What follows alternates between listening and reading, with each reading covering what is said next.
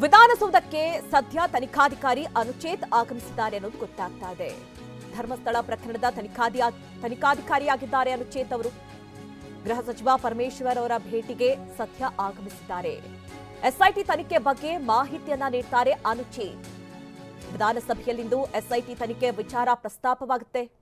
SIT ತನಿಖೆ ಕುರಿತು ಚರ್ಚೆಗೆ ಅವಕಾಶವನ್ನ ಕೇಳಿದೆ ಬಿಜೆಪಿ.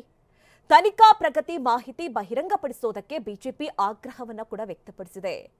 ತನಿಖೆ ನಡೀತಾ ಇರುವಾಗ ಚರ್ಚೆ ಸಾಧ್ಯ ಇಲ್ಲ ಅಂತ ಹೇಳಿ ಗೃಹ ಸಚಿವರು ಹೇಳಿದ್ದಾರೆ.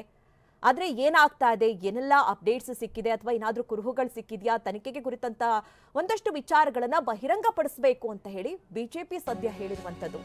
ಈಗ ಸದ್ಯ ಅನುಚೇತ್ ಅವರು ಪರಮೇಶ್ವರ್ ಅವರನ್ನ ಭೇಟಿಯಾಗೋದಕ್ಕೆ ಆಗಮಿಸಿದ್ದಾರೆ.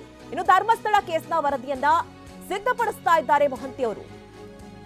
ಈವರೆಗೆ 15 ಸ್ಥಳಗಳಲ್ಲಿ ಶೋಧವನ್ನ ನಡೆಸಿದೆ ಎಸ್ಐಟಿ. 13ನೇ ಪಾಯಿಂಟ್ನಲ್ಲೂ ಕೂಡ ಎಸ್ಐಟಿ ಅಧಿಕಾರಿಗಳು ಇವತ್ತು ಶೋಧವನ್ನ ನಡೆಸಿದ್ದಾರೆ.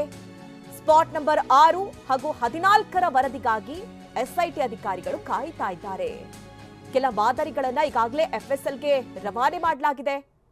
ಅದರ ವರದಿ ಬರಬೇಕು, ಹಾಗಾಗಿ ಆ ವರದಿಗಾಗಿ ಸದ್ಯ ಕಾಯ್ತಾ ಇದ್ದಾರೆ. ಆ ಕುರಿತಂತೆ ಈಗ ದಾಖಲೆಗಳನ್ನ ಕೂಡ ಸಿದ್ಧಪಡಿಸಿಕೊಳ್ತಾ ಇದ್ದಾರೆ.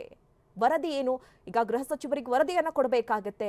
ಹೀಗಾಗಿ ಸಂಪೂರ್ಣವಾದ ಮಾಹಿತಿಯನ್ನ ನೀಡಬೇಕಾಗತ್ತೆ. ಈವರೆಗೂ ಕೂಡ ಎಫ್ಎಸ್ಎಲ್ ವರದಿ ಬಂದಿಲ್ಲ, ಎಸ್ಐಟಿ ಕೈ ಸೇರಿಲ್ಲ.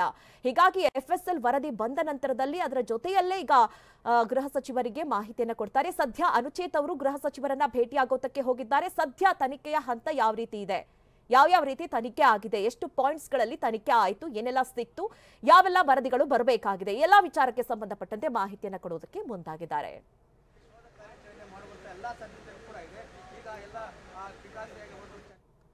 ಇನ್ನು ಎಸಿ ಸ್ಟೆಲ್ಲಾ ವರ್ಗೀಸ್ ಅವರು ಅಲ್ಲಿ ಸ್ಥಳಕ್ಕೆ ಆಗಮಿಸಿರುವಂತಹ ದೃಶ್ಯಗಳನ್ನು ಕೂಡ ಗಮನಿಸ್ತಾ ಇದ್ದೀರಿ. ಎಸ್ಐಟಿ ಅಧಿಕಾರಿಗಳು ಒಂದ್ ಕಡೆ ಶೋಧವನ್ನ ನಡೆಸಿದ್ರು. ಇವತ್ತು ಜಿಪಿಆರ್ ಅನ್ನ ಬಳಕೆ ಮಾಡಿ ಶೋಧವನ್ನ ನಡೆಸ್ತಾ ಇತ್ತು. ಸ್ವತಃ ಸ್ಥಳಕ್ಕೆ ಆಗಮಿಸಿದಂತಹ ಎಸಿ ಅವರು ಅಲ್ಲಿ ಸದ್ಯ ಮಾಹಿತಿಯನ್ನ ಪಡ್ಕೊಳ್ತಾ ಇರುವಂತಹ ದೃಶ್ಯಗಳನ್ನ ಗಮನಿಸ್ತಾ ಇದ್ದೀರಿ. ಯಾಕೆಂದ್ರೆ ಇವತ್ತು ಬಹಳ ನಿರೀಕ್ಷೆ ಇತ್ತು. 13ನೇ ಪಾಯಿಂಟ್ ಅನ್ನ ಕಾದಿರಿಸಲಾಗಿತ್ತು. ಇವತ್ತು ಏನು ಜಿಪಿಆರ್ ಬಳಕೆ ಕೂಡ ಮಾಡಲಾಯಿತು. ಹೀಗಾಗಿ ಏನಾದರೂ ಸಿಗುತ್ತಾ, ಎಲ್ಲ ವಿಚಾರದಲ್ಲಿ ಒಂದಷ್ಟು ಸಂಶಯ ಇತ್ತು, ಸಿಗಬಹುದು ಅನ್ನುವಂತಹ ನಿರೀಕ್ಷೆ ಇತ್ತು. ಹೀಗಾಗಿ ಸ್ವತಃ ಎಸಿ ಅವರು ಕೂಡ, ಸ್ಟೆಲ್ಲಾ ವರ್ಗೀಸ್ ಅವರು ಕೂಡ ಆಗಮಿಸಿದ್ರು. ಸ್ಥಳಕ್ಕೆ ಆಗಮಿಸಿ ಈಗ ಅಲ್ಲಿ ಏನಾಯಿತು ಏನು ಅನ್ನುವಂತಹ ಕುರಿತಂತೆ ಮಾಹಿತಿಯನ್ನು ಪಡೆದುಕೊಂಡಿದ್ದಾರೆ. ಆ ದೃಶ್ಯಗಳನ್ನ ನೀವೀಗ ಗಮನಿಸ್ತಾ ಇದ್ದೀರಿ. ಬಟ್ 13ನೇ ಪಾಯಿಂಟ್ನಲ್ಲೂ ಕೂಡ ಇದುವರೆಗೆ ಏನ್ ಸಿಕ್ಕಿದೆ ಅನ್ನೋದ್ರ ಬಗ್ಗೆ ಎಸ್ಐಟಿ ಇದುವರೆಗೂ ಕೂಡ ಬಹಿರಂಗಪಡಿಸಿಲ್ಲ. ಫುಟೇಜ್ ಅಂತೂ ಚೆಕ್ ಮಾಡ್ತಾ ಇದ್ದಾರೆ.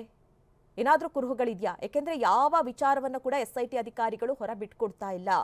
ತನಿಖೆ ಪ್ರಗತಿಯಲ್ಲಿರುವಂತಹ ಸಂದರ್ಭದಲ್ಲಿ ಯಾವ ವಿಚಾರವನ್ನು ಕೂಡ ಬಹಿರಂಗಪಡಿಸುವಂತಿಲ್ಲ.